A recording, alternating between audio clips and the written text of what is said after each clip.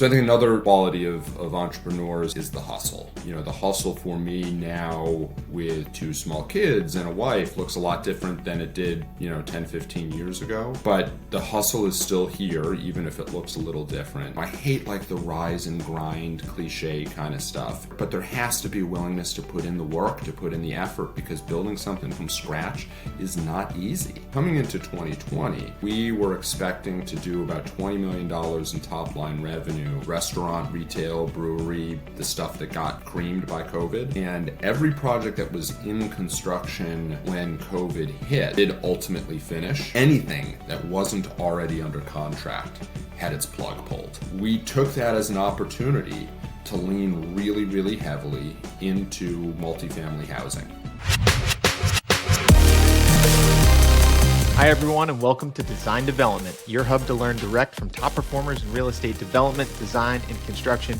I'm your host, Renz Hayes, founding partner of H&O Lifelong Learner, and I am personally obsessed with high-powered organizations and the leaders that guide them. If this is your first time listening, thanks so much for joining us. And if you're a returning listener, can't thank you enough. Let's go. It's my pleasure to introduce today's guest, Joshua Brandt. He's the co-founding partner of Stack & Co. They launched in 2008, right before the recession. This was something I did not know about them. So they came out of the gate and faced some adversity with one of the biggest economic declines in history. They service multifamily, retail, restaurant, and beyond. They are a full-service architecture and general contracting firm, and they've recently dove into development themselves. So there is a lot to this conversation: overcoming adversity, leadership, entrepreneurship. How do we reduce risk? It's a great conversation. I hope you enjoy it. And if you know somebody else that would enjoy it, please share the episode with them so they can get the benefit of the conversation too. Without further ado, let's get to my conversation with Josh. Please join me in welcoming Josh. Josh, thanks so much for joining us. Renz, thanks for having me. My pleasure. I'm excited to get into today's conversation. We've known each other for a number of years, but I don't know that I know too much about your time before we met, which is really over the last 5-6 years. So I'm excited to dive in. Before we get into your life journey, so to speak, could you share with the audience a little bit about yourself and Stack & Co.? Sure. So I'm one of the founding partners of Stack & Company. We are an architecture, construction, and increasingly now real estate development firm. We're based in South Boston. We've got about 30 employees total. Most of our projects are in the $5 to $15 million kind of range. And I think that what makes our firm a little bit unique is that we are not a design build firm, that we are an architecture and construction ecosystem. And we'll get into that a bit more, but we have a lot of projects that we design and don't build. We have a lot of projects in build that don't design. And then, of course, projects where we do all of the above. And we've been at this for about 15 years now. That's really exciting. And what markets do you guys work in? So right now, primarily multifamily housing. With a healthy diet of build out, restaurant, retail, that sort of thing, and some select high-end single-family residential projects. Yeah, the select high-end single-family is a really interesting market, isn't it? Yeah, it is. And I would say by quantity of projects, we used to do a lot more of it than we do now. And that market, it pays very well, but it has some tremendous challenges associated with it, specifically that, number one, you're generally dealing with people who've never done it before and who've maybe done it once before, so there's so much instruction of the client that needs to happen. And number two, there's tremendous amounts of sort of emotional baggage and emotional capital that goes into the project. And whether you're doing, a $100,000 kitchen renovation or $1 million addition or a $10 million new build, the moment you start building somebody's home, you're sort of like, their hopes and dreams are pinned to you, yes. And there's a lot of weight there. And so part of the reason why I said, selective on the single family is that we are really trying to focus on projects where there's enough meat on the bone that will pay for the quality and the type of subs that we want to bring to the table for that sort of work. And there's a lot less of those projects than there are kind of smaller addition and renovation, because again, there's no less emotional capital on your shoulders for a $5 million house than for a $500,000 renovation. It's like the exact same amount, and Yes. it's kind of a burden to carry for your customer, right? Knowing that how important success is. And we are being a little bit more surgical about when we'll take that on than we have in the past. You hit the nail on the head. I think of the single family, especially high end world, is a really challenging world. Every homeowner is emotionally tied to it. It's more than just a financial asset. It's not an investment for them, right? It's like where they're gonna raise their family or they're personally living in anyway. And then they're working. Generally, if you're in the high end custom home world, you've had some success in your life. And now you're arguably building something that's one of the more important things in your life, and you're entering a world that you might not know much about, which is design and construction. So there's a lot of emotions and challenges there. And on the architecture and construction side, those two parties face that head on and manage that emotion in that process. And it's not an easy feat. It is not easy at all. And I know you guys have done a fair amount of that work as well. And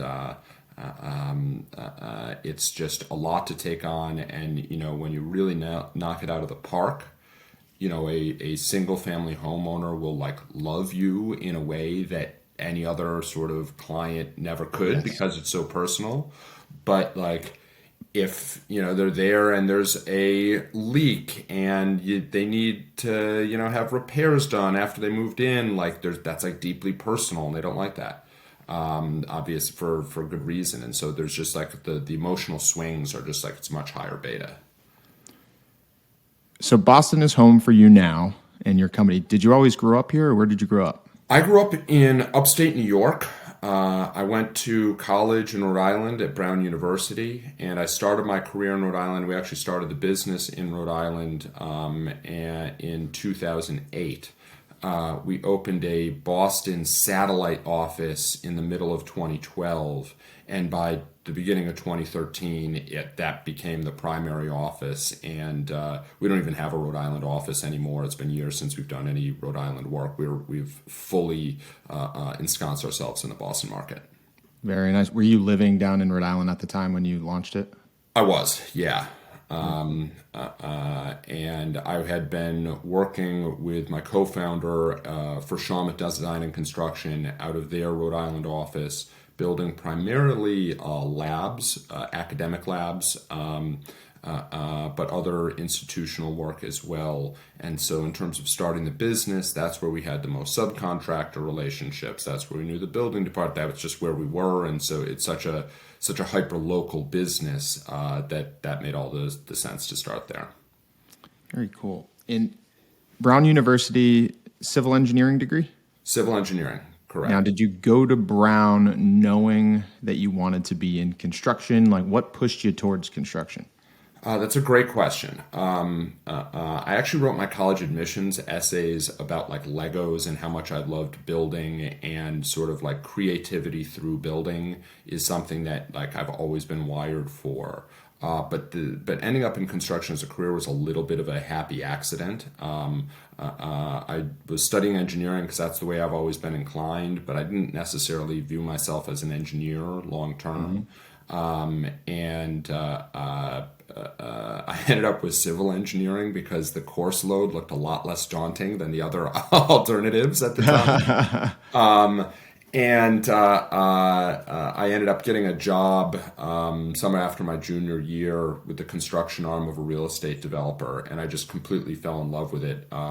The tangible aspect of being in the construction world is just anybody who's in this business and doesn't like get turned on by that on some level is either lying or in the wrong business. And the fact that it's like, holy shit, spent my whole summer working on, this millwork package. And at the end of it, like, there it is installed. Like, wow, what a rocket ship that is, sort of in terms of getting you motivated to do the next one. That's the fulfilling part, especially of what you do.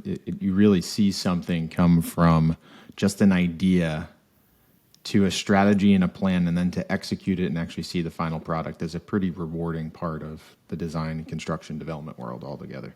It's amazing. It's amazing. And especially as our business has grown and it's like, hey, here's a whole new 6-story building that didn't exist a year and a half ago. And like we can make a building exist. It is really fun. It is really, really fun. It's what gets me out of bed in the morning every day. So, a love for Legos, an attraction to what appeared to be a light coursework in civil, and here you are in construction. Was there an influence along the way? Was there a person, a mentor that exposed you to that lens? You mentioned, I think that was an internship there, but what really like was the precipice that was like construction's where I'm going? I don't think that it was a mentor per se, Renz. One of my professors at college, structural engineer David O'Day, and he's been a little bit of a mentor for me, and he was the one that actually got me the job with the first construction company. And I remember, really cool. yeah, I'd actually applied for a job with him as a structural engineer, and he didn't hire me as an intern structural engineer. He didn't hire me, but he referred me to that, and the rest is history. And I remember talking to him a few weeks later. I'm like, David, I really appreciate this, but like seeing what the engineer does and seeing what the contractor does, like I think I know where I want to be. No offense to a structural engineer here. If you ever want to jump back over to the engineering side, we can talk. So, construction. Yeah. This is shortly after, sometime around the time you graduated. What is construction, and what led you to get involved? So I would say that construction was, I always had a design, even before I knew what industry was going to be in. I'm wired to be entrepreneurial. I always had designs on doing my own thing, right? And I think that construction was like a first step in that direction before starting the business. And it's essentially a nonprofit that raises huge donations for food pantries, and they're in, a number of different cities. And the idea is you get design and construction companies to sponsor making gigantic sculptures out of canned food, and then they get displayed somewhere publicly, and then all the canned food gets donated to a food pantry, and the food is picked based on like what the pantry needs and all of that. And so I was one of the founding members to bring construction to Rhode Island. This is while I was working at Shawmut, and it was a way to give back. It was like, hey, Legos, but a lot bigger. But I think as much as anything, it was an opportunity to start stretching the entrepreneurial muscles. And again, that wasn't like running a business. It's nothing like what I do or what my business now looks like 15 years later. But it's like, hey, what were some of the takeaways? What were some of the takeaways? It's easier to create a business entity than you might think. It's like literally just filing some paperwork and like, boom, Construction Rhode Island is a legal entity now. Business owner. That's right. I learned that if you're going to have, what's the right way to put it? That decision by committee is a very challenging way to move anything forward. And that there was like a few other folks, and like, I was part of like a sort of a founding group of like 6 people, but we didn't have like any sort of structure. There was nobody who was in charge. And I think that was, a real takeaway that, you need strong leadership. You need somebody setting the direction, somebody making sure all the oars are rowing, and not, in a my way or the highway perspective, right? A good leader listens and sort of does it. But as a leader, you have to set a clear vision of like, here's where we're going. This is how we're going to do it. Very cool. And I think highly of you as a leader, and this is an interesting topic with plenty of takeaways for our listeners. So we should dive in a little bit. Decisions by committee are often challenging. So how do we navigate that as we grow our business? You've been growing a business for 15 years. You need people in the business to make decisions. So like, how has that idea or perception or skill kind of morphed as you've built Stack & Co. along the way? Yeah, that's a great question. And I think that I'm going to answer that through the lens of project teams. Okay. And I think that is something where, the key stakeholders for a project aren't typically in a hierarchical structure where this person reports to that person that reports to this person. That you've got an architect, you've got an engineer, you've got an owner, you've got a GC, you've got building officials, you've got a bank, you've got all of these different project stakeholders kind of all orbiting around the same place.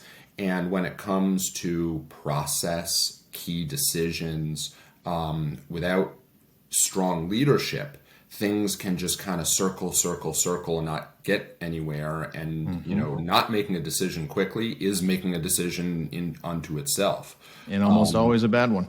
almost always a bad one. Delay is rarely the right thing. I think that with our role, sometimes as being developer, architect, builder, sometimes as being just builder, sometimes as just being architect. But I think that experience whereby we're very often not just one stakeholder, that we're kind of like a couple seats at that table, right, informs how we approach kind of like the key group decisions, regardless of what our role is on the project. The way I kind of try to structure that is to make sure all the key stakeholders get their key needs out on the table, get their priorities lined up, and then look for like, okay, what are the common elements? What are the key things that we think are right? What are the things that we need to explore further? What are the things that like, hey, we all agree we might want to do, but may have some risk associated with them. Let's quantify that risk. Let's understand that risk. And so I think that it's not that the projects are set up to be decision by committee, but there's just so many stakeholders. Without somebody kind of taking the ball and running with it, it sort of by de facto ends up there. Yeah, the project team is a good correlation to really any business, because at the end of the day, a business is a team or a combination of teams to get something done. So you're creating stakeholders throughout the business, right? And when you have a stakeholder, what you have is a clear line of accountability. And that's what like really draws that correlation. As an entrepreneur yourself, seems like you're always an aspiring entrepreneur. You know you're going to do your own thing. You network with entrepreneurs. What are some key traits you see in a successful entrepreneur? What does it take to be an entrepreneur? I think the first one is obviously a willingness to take some risks. And I'm not just talking about like investing money and opening a business and not knowing whether or not it's going to succeed. I'm talking about, being willing to go into a room full of people and start talking to people you don't know. I'm talking about being willing to take on a project that's like a little bit bigger or more complex than what you may have done. Being willing to sign on and borrow money. Like there has to be, like you can't be entrepreneurial without like a pretty healthy appetite to take some risks. Not crazy, calculated risks, but you're constantly taking new risks. Taking a new risk hiring every employee, right? How do you... Risk is 100% a part of entrepreneurship. How do you get past the risk? Like I just try not to think about it too much. Try not to think about it. Yeah. I've never like my personality. I'm fortunate enough that I'm like very, very low anxiety. I'm like very, very equanimous, and I'm able to like compartmentalize and say like, yep, that could happen, but like me dwelling on it isn't going to make it any less likely to happen. It's just going to ruin my day. So I think that just my sort of emotional makeup lends itself well to that I'm able to, my wife once said that chill is my superpower. There you go. What you said there, also, really focus on the things that you can control and don't waste time stressing or letting the things outside of your control. Totally. It can eat you alive. So I think another quality of entrepreneurs and is the hustle, and that the hustle for me now with two small kids and a wife looks a lot different than it did 10, 15 years ago. For sure.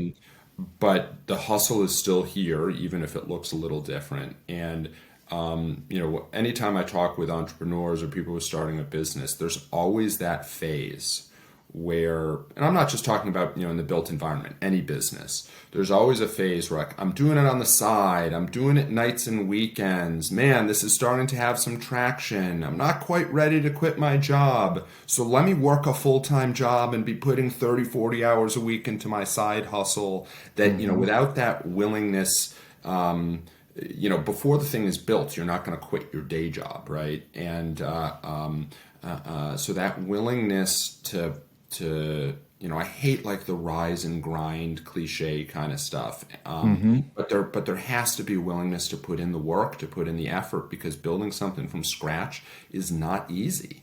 When you start something from scratch, you are literally doing everything. You're selling the work, you're doing the work, you're taking out the trash, you're hiring it, and as you grow and scale, you get to delegate more and more and more of that. But to take on absolutely everything from day one, there's a lot to it, and it's never going to be like a 40-hour week, go home and not think about it. Hustle is necessary, and it's a great combination of your two traits that you point out there: willingness to take risk and willingness to hustle. And if you have both, that means you're going to put yourself in a position to achieve something new, because if we don't take any risk, nothing changes. We only do what we're doing today. We're not actually growing. Risk is a part of growth. And then the hustle is how you de-risk the leaps that you're taking, right? That you're going for something, the willingness to hustle. And you're talking about the rise and grind. I agree. Rise and grind is often like sensationalized in media. Like the only way to be a successful entrepreneur is if you rise and you grind all day, every day, 365 days a year, year after year after year. That is a recipe for burnout. It has to be, you want to build a strategy and a plan to actually execute and create space so you can think and improve and focus on the things that matter. And there will be days, there will be weeks, there will be months where you do need to rise and grind. But if that's the standard, you're really risking everything. I couldn't agree more. And I think that you hit the nail on the head about it's not that rise and grind is like bad. It's just been this over sensationalized, it has grown into this thing where it's like the only thing that is the measure of success and the only way to be successful. And you need to do it every day, 365 days a year. And, one of the things that I've learned is that even for as passionate as I am about my work and the business, I can get burned out. And that I need breaks. And, I think part of how it looks different for me in terms of, the grind now that I have kids and a family and everything is that like I pick one weeknight a week, and that's like the night that I work late. Right. And like, that's when I can do all the action items that are on my plate uninterrupted. And it's great. I have no interest of being at the office till 9 o'clock, 3-4 nights a week, like I was in my younger days, because the opportunity cost on family time is too high. It's too high. It's too high.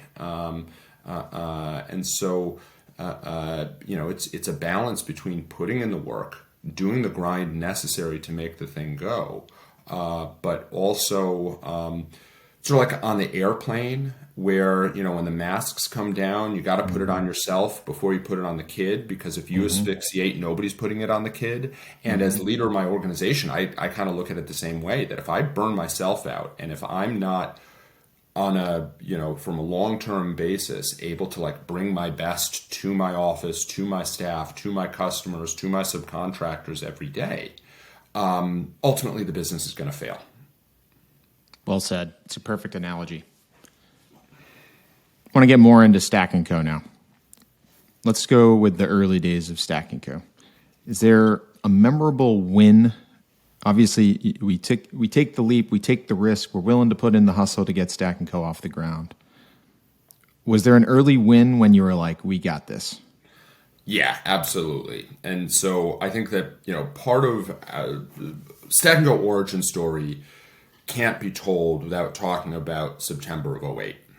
because we hung our own shingle in April of '08. And we managed our exit from Shawmut really nicely, where we were on site in construction on our first project within 2 or 3 weeks of our last paycheck, right?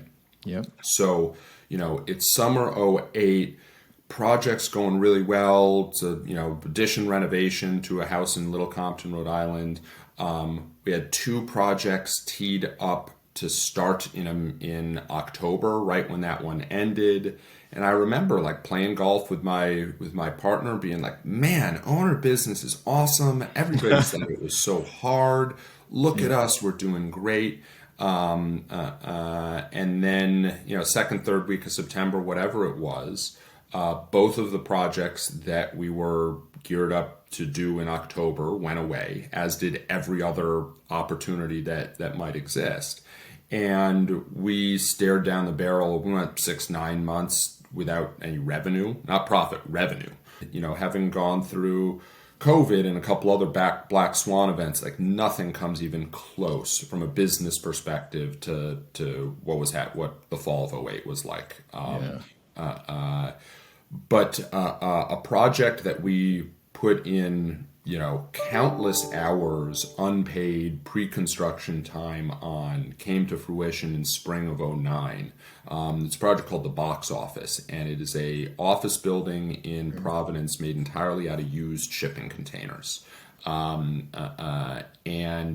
it was so cool. It was different. It was everything. We never wanted set out to be like a vanilla company that does like the fat middle of the stuff. We always wanted to be a little bit different, do ambitious work. And so here's this, at the time it seemed like a huge project, a 14,000 square foot new construction, kind of iconic building, and the massing of the building even looked like our logo. Our logo kind of has these interlocking cubes, and a lot of people think that like, oh, you did that after the Box Office, and like, no, the fact that the Box Office looks so much like that to me was like a sign from the universe that like we were meant to build that project. So cool.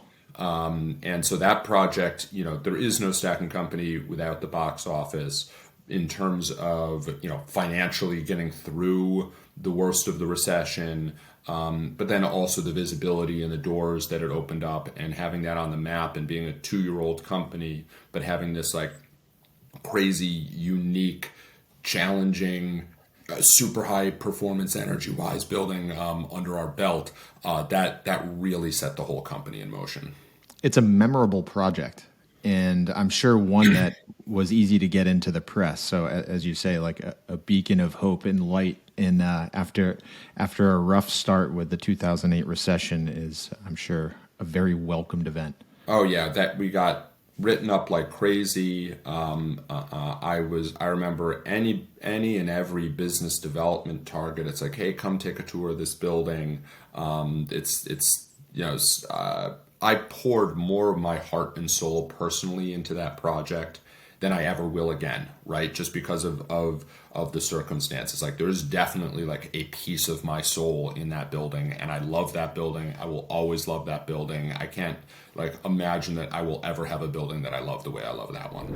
Hey everyone, quick break from the episode.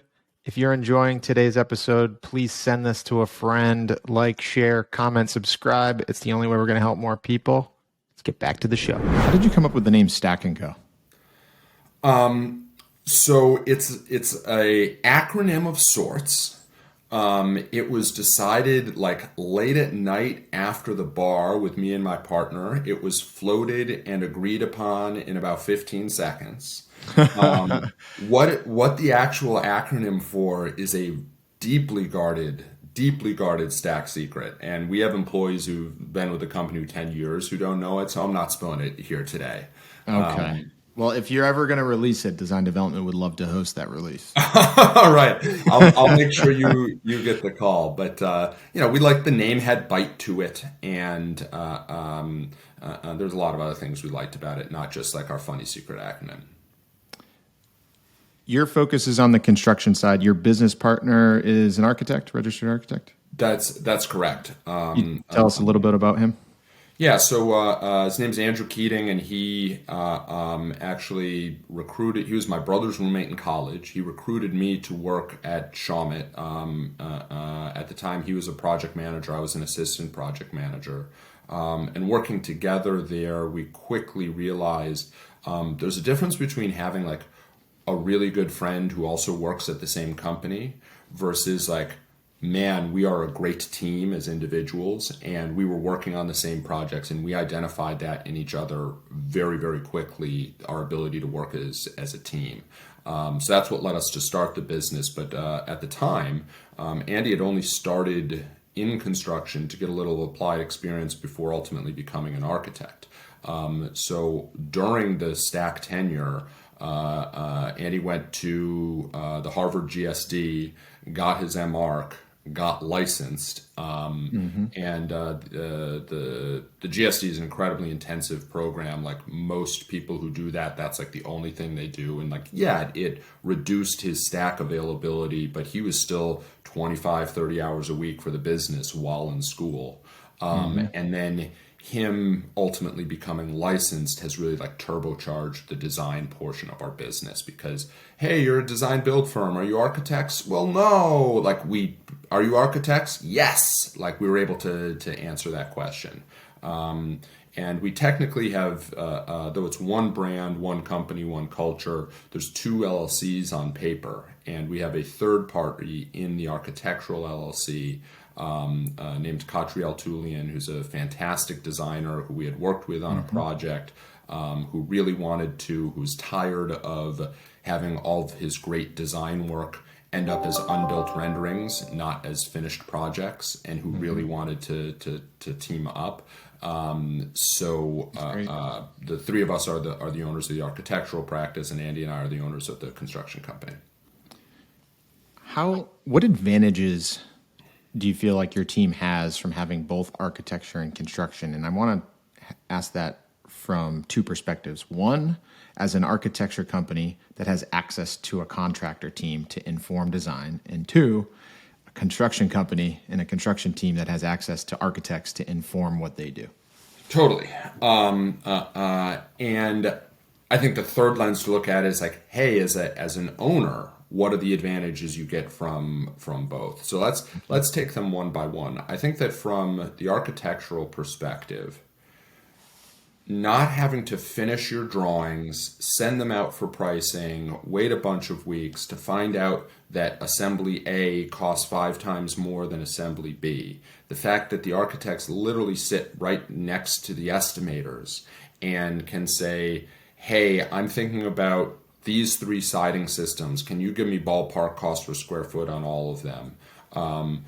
We're looking at going all electric on this building. What's the delta on cost all in to do our hot water heating, electric versus gas? And that there's able to be real time informing of what gets designed.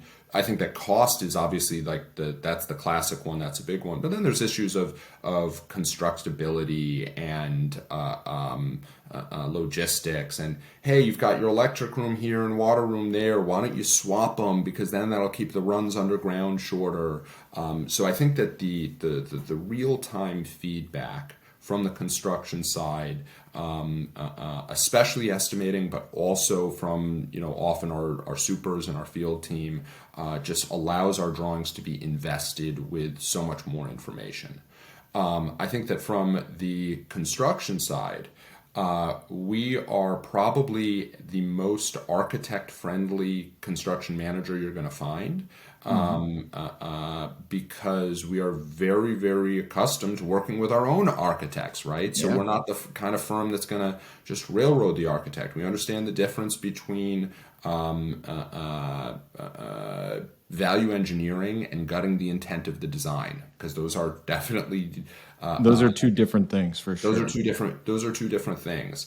I think that there are, hey, the architect is saying that we need to do A, B, and C, and that's a code requirement. Do you guys have any knowledge here? Like having another set of ears, again, not to like challenge the architect, but just to have expertise in-house to draw upon,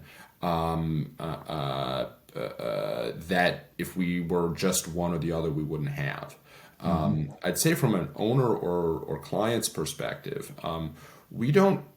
I think that one of the differences between, being architecture and construction versus design build is we're not selling the design services on the cheap. Like, we are investing real energy, we're bringing real consultants to the table, and the cost of our AE services is going to be comparable to other architectural firms. Mm-hmm. I think that the main benefits that for an owner, so it's not like, hey, if you do work with both, you get some part of it for free. Like, there's nothing for free in this world. I think that where the benefits lie are, number one, the coordination and comprehensiveness of the drawings by virtue of having kind of like that feedback all the way along on pricing, on constructability, the ability to get subs to weigh in on things before it's even designed, that we get much better documents. I think the second thing is that we're able to deliver a bit faster on the front end as well. And I think that for our build out work and restaurant retail, I think that speed thing really, really comes to play, because you're less driven by zoning and permits in that market than you are, in the multifamily market. It's, hey, once a lease is signed, how quickly can we get open? How quickly can we be serving pasta? How quickly can we be selling couches? And the ability to sort of go right from design into pricing seamlessly, having major VE sort of like already pre-baked in, such that when the documents come out, 3-4 weeks to price it, the ability to, in parallel during all of that, be doing all of our permitting, identifying our long lead items, working that backwards into, hey, the stuff that's long lead, let's get that designed and on paper first. That having everything integrated in-house really, really allows us to move, oftentimes on these build-outs, which have much shorter time frames, allow us to move months quicker. Yeah, and months is a big deal, and it's really through an accelerated, like almost integrated communication. Totally. And things that, under a normal design build or two-party, even negotiated two-party process, things that normally happen sequentially can happen simultaneously. Launching the business in 2008, right before the recession, you guys go through some challenges. You built quite a business. You're running into, we hit the next kind of bump in the road, which is COVID. And if I'm thinking correctly at the time, you guys did, and I mostly knew you for a lot of retail, a lot of restaurant, a lot of that type of industry, fit out. And you were doing ground up stuff for sure. I just look at those industries. Those industries got decimated by COVID for a year, 18 months, 2 years. I don't know exactly. I imagine that created some hardship. How did you navigate? I felt like you guys didn't skip a beat, even though that was a big part of your portfolio. Like, how did you recognize the challenge? How did you pivot? Like, tell us about that. So, like anything, a little bit of skill, a little bit of luck. That we had identified housing as a market we really wanted to be into for a number of reasons. Scale, the ability to invest and kind of become developers ourselves. And so we had been putting some irons in that fire. And this is multifamily, right? Because Multifamily you were housing. already getting into multifamily before that. That's right. And we, it's not like we hadn't done anything, but we didn't have, 30 unit buildings under our belt. But we were, wanted to get there, and we were starting to kind of like climb the ladder, do the 3 unit, do the stuff that you do in order to ultimately get there. So that was already in the works when COVID happened. But coming into 2020, we were expecting to do about $20 million in top line revenue, of which 12 was restaurant, retail, brewery, the stuff that got like creamed by COVID. And every project that was in construction when COVID hit did ultimately finish. A lot of them had long delays, a lot of them the money fell, but everything that we were in the midst of did finish. Anything that wasn't already under contract had its plug pulled. And, it sort of took in terms of, our revenue projection, it probably took 50% plus of that build out work off the table, and not just for 2020, but like the whole pipeline of leads and prospects and softs, just that entirely dried up. So we took that as an opportunity to lean really, really heavily into multifamily housing, and saying that that was maybe lifeboat isn't really the right word, but that was the place to put our chips. And so For sure. this is where little bit of luck, the little bit of skill, able to grab a couple of projects. We priced them very aggressively in summer 2020, getting into the market, and given everything else that was going on. But that got the foothold, and that really allowed us to. And one of the projects that we did do was a 4-unit that we developed ourselves, and that really just opened the doors in terms of sort of metamorphosizing us as a company. And so now, 3 odd years out, the restaurant and build out retail markets, those are largely back. And we are still doing a good chunk of it. It is still a nice piece of our revenue. But it's no longer the focus of our business development. Like we just have built up enough track record, right, that the phone will ring for Absolutely. those sorts of projects without continued You have a team, you ongoing. have a skill, you have a portfolio of work that you've executed. So that it would, and the world works back. So keep going, right? Totally, but it is no longer our focus, and it's nice to have a diversity of projects. That one thing we actually sort of committed to ourselves in '08, and kind of living through those very dark times, was that if like we got through the '08 recession, we were going to do everything possible to make ourselves recession resistant in the future, and having multiple ways of engaging with the project, design and construction, and being in multiple markets has been like always part of that strategy. And it really, really paid off in 2020, where we were able to totally reapportion sort of where our focus was. So as a result, we are never, ever, ever, ever going to only do one type of work. That like it was taught to us 6 months in. 12 years later, it proved to be like an incredibly valuable strategy. And there's certainly challenges with being in multiple markets, right? Sometimes, you're competing for one type of project with a company that only does that type of project, and they tend to be really, really good at it. And so how do you develop the operational excellence at multiple things when you're competing against people who only do one? So that's why we don't do 8 or 10 different types of work, right? We've got a couple of markets. We want to keep diversified. It keeps it interesting. It diversifies our risk. Building the restaurant and retail stuff is really fun because you can go out to dinner with your friends there. You can Yeah. you can have a company party and have drinks and so it's very, that tangible aspect we were talking about at the start and how exciting that is. It's even more so when it's like a public space you can go enjoy, right? So there's always going to be a place for restaurant and retail in our portfolio, but it's never going to be, not never, but certainly not right now, anywhere close to the 60 odd percent it was before COVID. I can appreciate the pivot and your overall organizational strategy. You're diversified to a point that it de-risks the business so that you can't have one market sector fall on its face and put the company at risk. So you've diversified that way, but you haven't gone crazy to where you're taking on any and all work. I think a big mistake in business is companies that call it diversifying their portfolio by doing anything that comes in the door. But what that actually does to that business in a recession or an up market, it makes it really confusing on like where does this company actually provide value? What do they? It seems like they do everything. So you're a jack of all trades and a master of none. So you're focused enough to still prove operational excellence and that you can execute and you have an expertise in these niches, but you're diversified enough that not one of those niches could put the business at risk. 100%. And that makes it easier to sell to customers. It makes it easier to sell to staff and recruit staff. Hey, here is what we do. And, if you've got expertise in one of these markets, great. If not, we're going to train you up in them.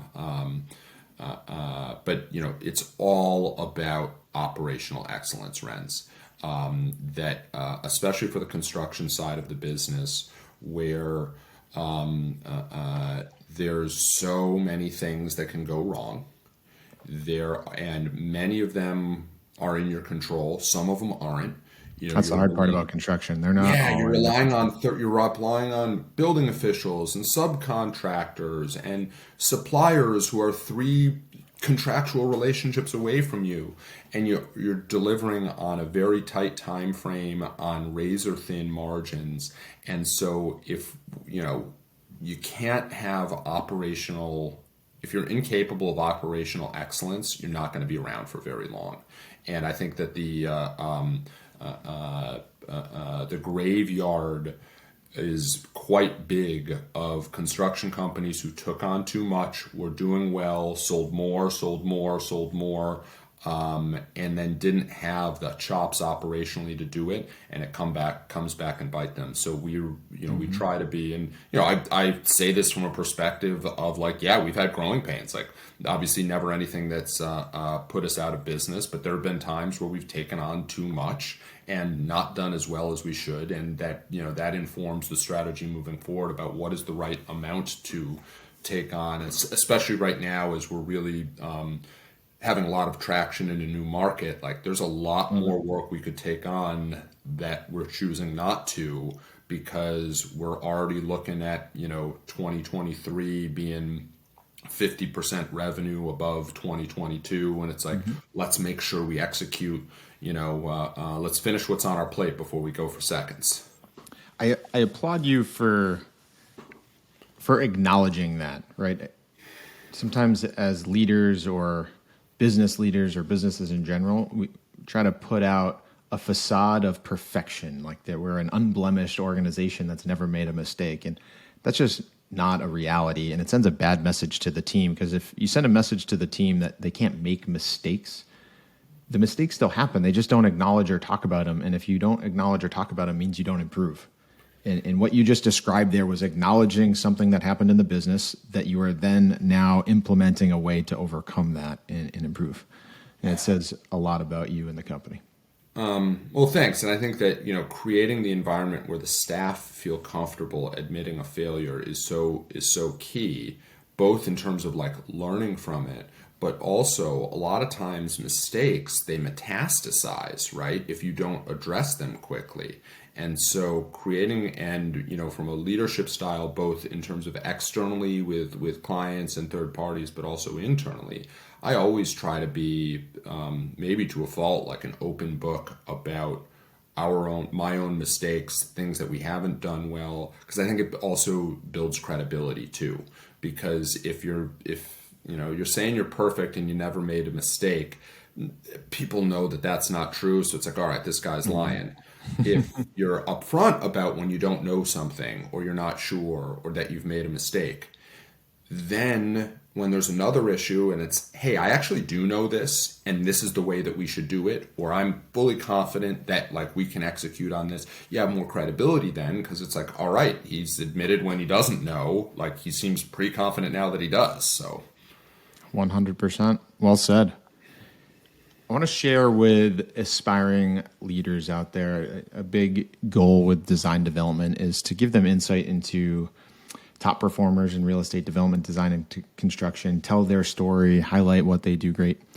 Could you share a part of your day-to-day? Like, what does a day-to-day look like for you? So day to day for me, I'm up early before the kids to get my exercise in, because if it doesn't happen first thing in the morning, it's never going to happen. I'm the same way. Couple hours of family time and getting the kids out the door. For better or for worse, my kids are late sleepers, so it actually sort of, a lot of people, it's like, oh, my kids are in my room at 5:30. Me, I'm like dragging my kids out of bed to hopefully get at 8, to hopefully get them to school by 9. Right? My days are pretty much always back to back to back to back to back with meetings, and internal and external, both. That is where I sort of wield my influence most directly, and whether that is participating in job meetings, sure, um, uh, uh, selling work and bringing work into the business. I think where I'm the most hands-on is in the pre-construction phase and sort of guiding that and kind of being at that intersection of design and pricing and buildability and steering that process. And I have a lot of team one-on-ones as well. That all of my project management staff I meet with at least 1 hour a week in a structured way, to make sure that they have what they need to be successful. So then what that doesn't really leave time for is like actually responding to emails or when I have to produce deliverables myself. And so those deliverables and the stuff that I actually have to do myself always ends up being nights and weekends. And, that's why I need that one night a week that it's just like head down, crank on it, because I never, during the normal day, I'll never have more than 15-20 minutes of uninterrupted desk time. Like I'm scheduled, every time I'm in the car, I've got a call scheduled, that I spend the whole day talking, Renz.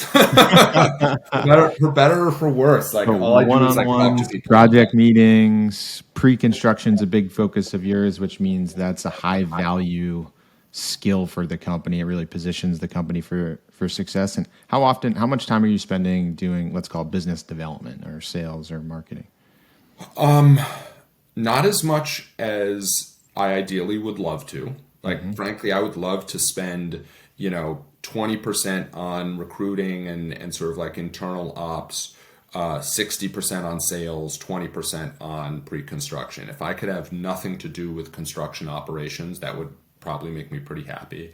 That's not really how it works. And I think that right now I'm spending about 10-20% of my time on that. Part of that, though, is that as we've pivoted into being developers ourselves, and to put things in perspective, we've got about 100 units of new construction that are starting this year.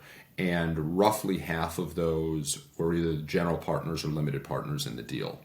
And that has really changed the nature of our business development activities, because then instead of spending time hoping to chase projects, right, and knowing you're not going to get all of them, so like, hey, I need to get 10 opportunities for every 5 softs, and then that'll lead to 3 hards, and that'll lead to 1 or 2 yeses. It's given visibility 9, 12, 15 months out, like, hey, this project is coming. We know we're doing it. And so the business development has pivoted a little bit into deal sourcing and the mechanics of kind of getting development deals from, an offer to a building permit. That has sort of become a little bit of my business development. That's part of the reason why we pivoted into it, right? Is to have more control over our pipeline. And I think I sort of knew intrinsically that was going to be good for our business. What I underestimated was how helpful it was going to be to operations. And there's still unknowns, it's very challenging to staff in our business, because when is the project going to start? When is it going to get its permit? Oh, we're held up. Oh, now we need to go 1,000,000 miles an hour, right? We're behind.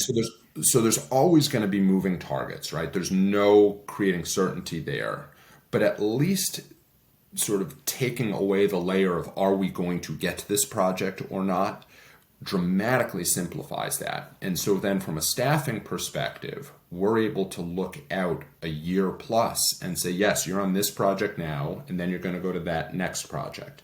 And from our estimating team, going back to this fall, and from this fall until probably June or July, we are not going to touch anything that we don't already have, and allowing us to go deep and do really focused work on the stuff we have, as opposed to having to spend a lot of energy on stuff that we don't have. And that's like a great recipe. Like every construction company would love to have that, right? That's the certainty of pipeline there, and getting control of our own pipeline is, one of the real benefits of kind of having pivoted into the housing market as the first step as a service provider, but then also kind of graduating into investor and partners in deals as well. Love the strategy. It's very clear that you and the team think strategically about your business, and not just today, but you're picking your head up above the chaos and looking out into the future. It seems like every single move that you've talked about today is really de-risking and putting your company in a position to succeed moving forward, and I applaud you for that. Well, thanks. I'm certainly not talking about the things that we've tried that haven't worked, though. or the things that caught us totally by surprise that we had no strategy for. That's okay. But lessons learned. Maybe another day we can get into those. So close out today's conversation. Top book or podcast that you would recommend? Top book or podcast that I would recommend. I'm like a little bit averse to all the sort of like kind of genius worship out there in the podcast world. I love listening to this. I love listening to our friend Mark Savatsky's Real Estate Addicts podcast with Dan and Ray. I really enjoy hearing from people I know or I'm tangential to. And frankly, from a podcast perspective, that's most of what I listen to. Yeah, love that. Love that. And Mark, Dan, and Ray, they do a great job at the Real Estate Addicts podcast. They were years before me. I applaud them in seeing that vision and executing. They're doing great work. Best advice you have for emerging leaders? Be honest. Be honest with yourself about how much you can take on, what you're good at, what you're awful at, what you're somewhere in between at. Be honest with your staff about what's upcoming. Be honest with your clients and partners about, what you know with certainty, what you feel 50% confident about, what you feel 0% confident about, and that, that directness, because you can, the quality of a decision you make is limited by the information that you have. Right. And if you have bad information, you're going to make bad decisions. Mm-hmm. And so setting a culture both for yourself and then everybody in your orbit, where we are going to put the real information on the table, good, like it, don't like it, whatever, and we're going to address it and make decisions and plan around it. Great advice. Josh, thank you so much for joining us today on Design Development. I wish you, Andy, and the entire Stack & Co. team nothing but success. Thanks again. Hope you have a great day. Thank you so much, Renz. Hi, everyone. Real quick before you leave for the day, if we could ask one favor. If you enjoyed today's conversation, if you're enjoying all the conversations on design development, please share this with someone that you think will benefit from it. Our goal is to help as many people in the design, development, and construction industries. And with your help, I think we can spread the word and help more people. Thanks for tuning in, and can't wait to hear from you next time.